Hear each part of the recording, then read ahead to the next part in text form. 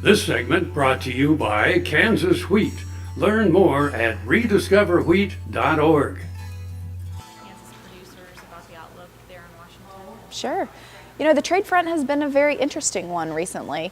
If I had been in Kansas a year ago, I would have been talking about the Trans-Pacific Partnership, which is a trade agreement that we estimated would bring an increase to net farm income of $4.4 billion per year. It was a multi-country agreement, but on the 30th of January, the new administration officially posted notice that we were withdrawing from that agreement and that we would be pursuing a strategy of bilateral trade agreements. So maybe a free trade agreement with Japan or a free trade agreement with the UK, rather than larger multilateral deals. So there's been a lot to react to.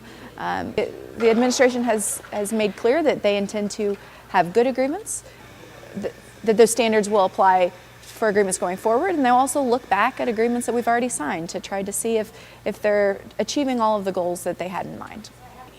Oh, sitting and waiting is never the thing that we should do, especially on the trade front. While trade is incredibly important to U.S. agriculture, about 25% of our receipts come from international trade.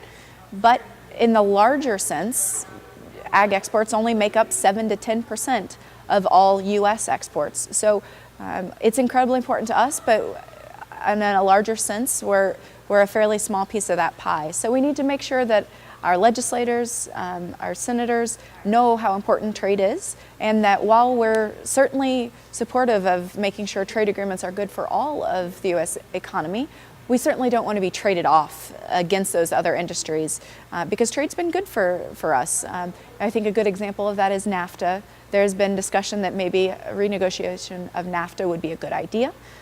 U.S. ag exports have quadrupled since NAFTA was implemented.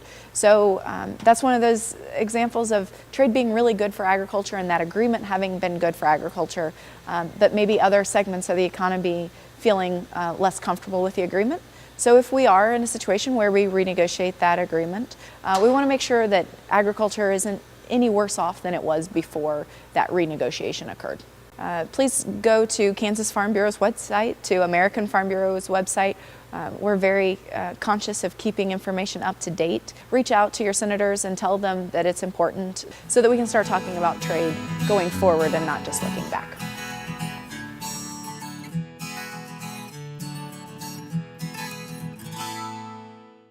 Brown Chevrolet Buick in Wamego is driven by the spirit of American ingenuity. Come in for a new Chevrolet car, truck, or SUV. If we don't have exactly what you want, we'll find it for you. And we also have a great selection of used cars. We make sure you have an easy, fun, and transparent sales experience that saves you time and money. But if you want high-pressure salesmen and hours spent in the finance office, you'll just have to go elsewhere. Brown Chevrolet Buick in Wamego. We're making car buying great again.